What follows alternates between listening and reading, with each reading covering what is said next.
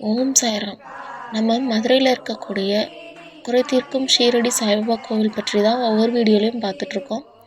இன்றைக்கும் அந்த கோவிலில் நடந்த மற்றொரு விளக்கு பூஜையை பற்றி தான் பார்க்க போகிறோம்.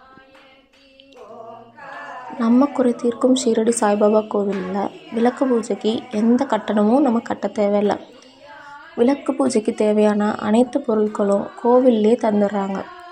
நம்ம எல்லோரும் சாய்பாபாவோட அருளை பெறணுங்கிறதுக்காண்டியே விளக்கு பூஜைக்கு அவங்க எந்த கட்டணமும் வசூலிக்கிறதில்ல.